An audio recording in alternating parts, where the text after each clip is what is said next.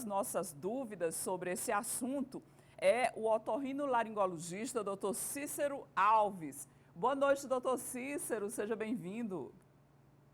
Boa noite, Eli. Boa noite aos nossos telespectadores. Vamos começar explicando para os telespectadores o que é de fato a apneia. Bem, Eli, a apneia do sono é um quadro que se caracteriza por interrupções sequenciais da respiração durante o sono. Os pacientes, eles têm uma dificuldade para manter o quadro respiratório enquanto eles estão dormindo. E isso faz com que eles tenham quedas no oxigênio e também despertares durante a noite, vai fragmentando o sono do paciente. Ele não consegue manter a respiração apenas e única e exclusivamente durante o sono. Durante o dia ele não tem esse quadro. Doutor Cícero, mas como é que esse paciente adulto vai fazer para descobrir que ele tem apneia? Se é uma pessoa que é casada ou que tem um companheiro que dorme com alguém no mesmo quarto, às vezes pode dar certo, né? Para dizer, olha, tem alguma coisa errada com o seu sono, procure investigar. Mas, caso contrário, quais são os sintomas? Qual é o sinal de alerta para que eu procure ajuda? Bem, a apneia do sono, normalmente, ela é mais comum em pacientes que têm roncos durante a noite, os pacientes geralmente queixam-se de um sono não restaurador, aquele sono em que a pessoa dorme a quantidade de horas adequada para a faixa etária e mesmo assim ela não sente aquela sensação de estar descansado quando acorda de manhã.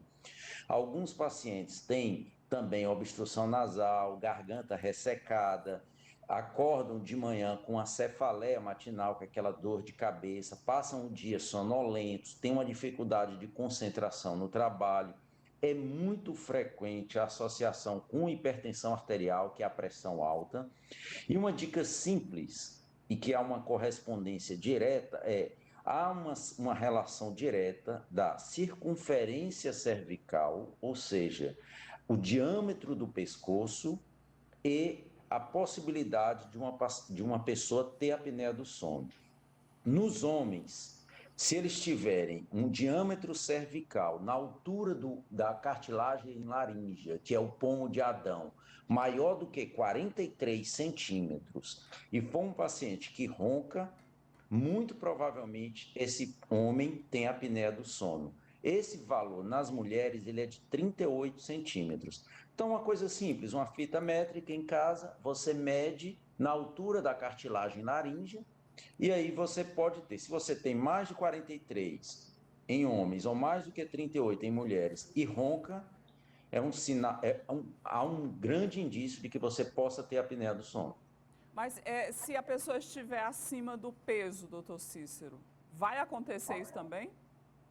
Sim, existem vários fatores que levam à maior possibilidade de que a pessoa desenvolva a apneia do sono. Os dois principais fatores de risco são idade avançada, acima de 60 anos, porque ocorre uma flacidez exagerada da musculatura após essa idade, e obesidade, porque há um acúmulo de tecido adiposo na região da faringe, e esse acúmulo de tecido adiposo comprime a faringe de fora para dentro e fecha a faringe durante o sono. Então, esses são os dois principais fatores de risco, não são os únicos. Existem fatores genéticos, fatores hormonais, fatores anatômicos, sedentarismo, e aí vai outros fatores também.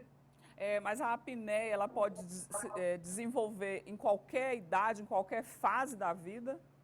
Sim, nós temos pacientes apneicos infantis, crianças, adultos jovens e idosos. O que diferencia ele é a manifestação clínica da apneia no decorrer da vida com a mudança de idade. Nas crianças, as crianças que têm apneia, elas se manifestam durante o dia com um quadro de hiperatividade ou irritabilidade. São crianças que muitas vezes recebem um diagnóstico errôneo de TDAH, porque o quadro clínico é muito parecido. Então, se você tem aquela criança muito agitada, que não consegue se concentrar na escola, a professora chama na escola para chamar a atenção dos pais, porque não consegue focar na aula, esse é um indício, se a criança roncar e tiver essas características, tem que fazer uma avaliação. Nos adultos jovens, mais sonolência e cansaço. E nos idosos, mais quadro demencial que confunde com a doença de Alzheimer. Mas a gente hoje já tem um equipamento que ameniza esses efeitos, pode trazer uma noite de sono mais tranquila, restauradora para a pessoa que sofre da apneia, doutor Cícero? Sim, existem várias formas de tratamento. A apneia é uma interrupção do fluxo aéreo, como está mostrando na figura, em que o ar não consegue passar pela garganta. Então, na década de 70, foi criado um aparelho que se chama CPAP, que ele joga o ar com a pressão positiva e esse ar entra na faringe do paciente e abre aquela faringe do paciente. Então, vocês podem ver aí na figura e acompanhar. O paciente dorme com esse dispositivo e esse dispositivo ajuda o paciente a respirar durante a noite. É para todo paciente esse tipo de aparelho? Não. Existem vários tipos de tratamento da apneia. Existe tratamento cirúrgico para alguns casos. Existe o aparelho intraoral, que é uma prótese dentária que é colocada e adaptada na arcada superior e inferior em alguns casos. Em pacientes que nós, especialistas, identificamos como sendo o principal problema a flacidez muscular, a gente pode fazer um tratamento com a fonoaudióloga, mas o CPAP é o carro-chefe. É aquele que é mais indicado quando você tem casos mais graves de apneia e também em pacientes que têm algum fator de risco, porque a apneia ela pode desencadear complicações graves, como acidente vascular cerebral, infarto do miocárdio, arritmias fatais, etc. Já desenvolver outras doenças e prejudicar ainda mais a saúde desse paciente, né? Olha, Eli, um dado só para que as pessoas percebam: 83% dos pacientes que têm apneia do sono, diagnosticada ou não, apresentam complicações cardiovasculares, que vão desde uma pressão alta até outras doenças mais graves do coração, insuficiência cardíaca, arritmia, infarto, etc. É, algumas pessoas, doutor Cícero, antes de dormir, elas comem alguma coisa ou ficam muito agitadas, ficam assistindo filme, TV até tarde. De qualquer forma, prejudica de alguma maneira o sono dessa pessoa e pode agravar a quem já tem a apneia? Muito bem lembrado por você ali a questão da alimentação. Existe uma associação muito forte entre a apneia do sono e refluxo. Pacientes que se alimentam muito próximo ao horário de dormir, caso tenham refluxo, eles vão piorar o refluxo, que vai piorar a apneia, e a piora da apneia por si só também piora o refluxo. Então, existe essa associação bidirecional entre esses dois quadros, e não é, a gente tem que lembrar que o nosso aparelho digestivo ele não tem um bom funcionamento entre 22 horas e 2 horas da manhã. É o horário, vamos dizer, que o nosso aparelho digestivo está descansando. Então, nesse horário, é ruim você se alimentar, principalmente de alimentos que têm uma digestão difícil, porque é o horário em que nós temos o nosso aparelho digestivo funcionando menos nas 24 horas. Ele dá uma paradinha, né, também para descansar, né, doutor Cícero?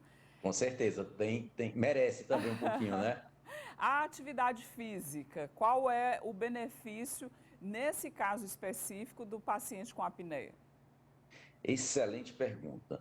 Atividade física é bom para tudo, né? E para a apneia também.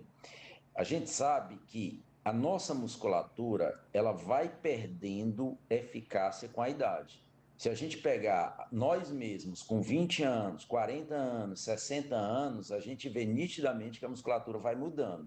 E a musculatura da faringe, onde está onde é o sítio da doença, a apneia do sono, também vai mudando com a idade.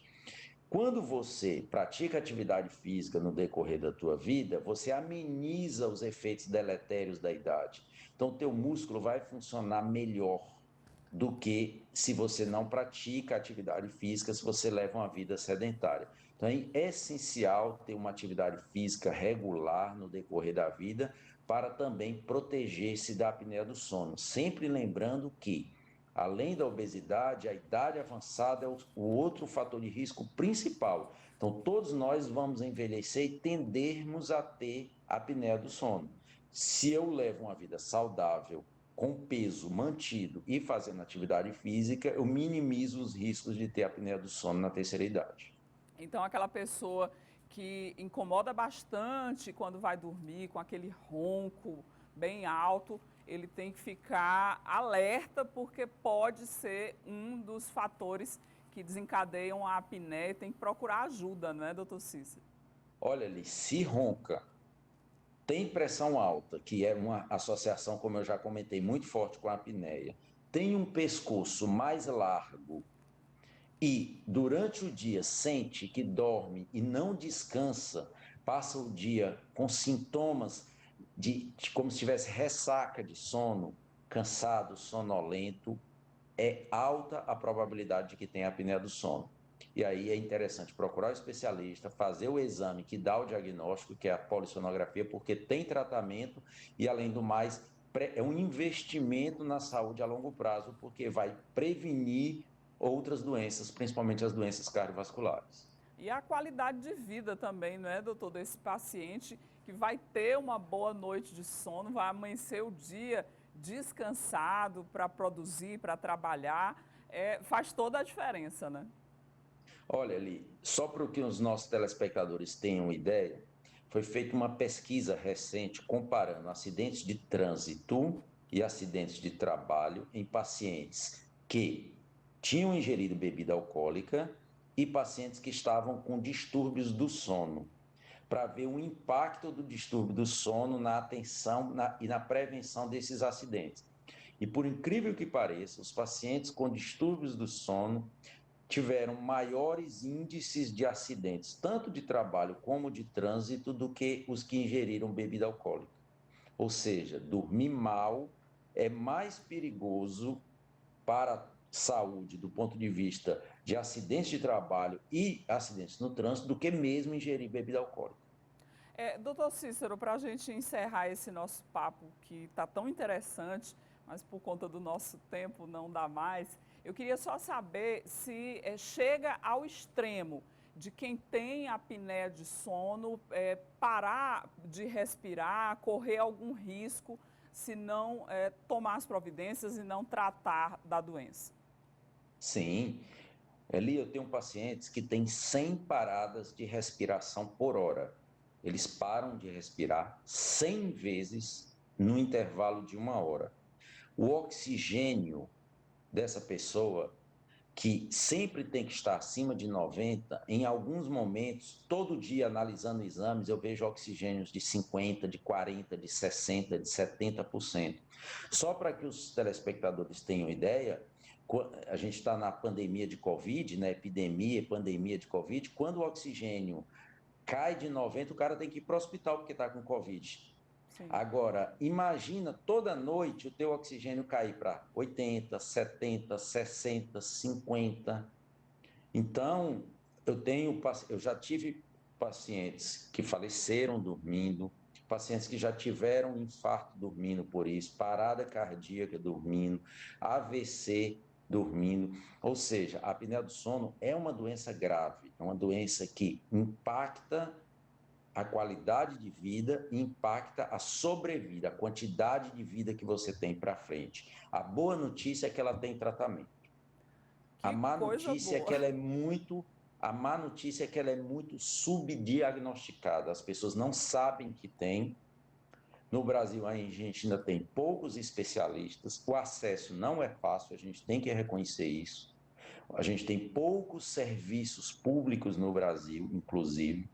Então, a gente tem que tentar divulgar mais o conhecimento nessa área, porque muita gente pode ter um diagnóstico de apneia e não nem saber que tem a doença ainda. E é muito preocupante, né? Chegar a esse ponto aí dessas paradas respiratórias muito sequenciadas à noite, realmente é bastante grave. Doutor É Cícero, assustador. a gente gostaria muito de agradecer aqui a sua presença, as suas dicas. É uma doença muito preocupante que fica aí o alerta, né, para ter mais qualidade de vida também, tendo uma boa noite de sono. Muito Sim, obrigada, sem uma ótima dúvida. noite aí para o senhor. Obrigado, Eli. Obrigado aos telespectadores. Você me permite deixar um Instagram pessoal para que Pois os não, telespectadores acompanhem as informações sobre o sono? pois não, pode ficar à Seu vontade. médico do sono. Seu médico do sono. Acompanha lá que a gente está sempre atualizando assuntos referentes ao sono. Muito obrigado. Obrigada, doutor Cícero, uma ótima noite.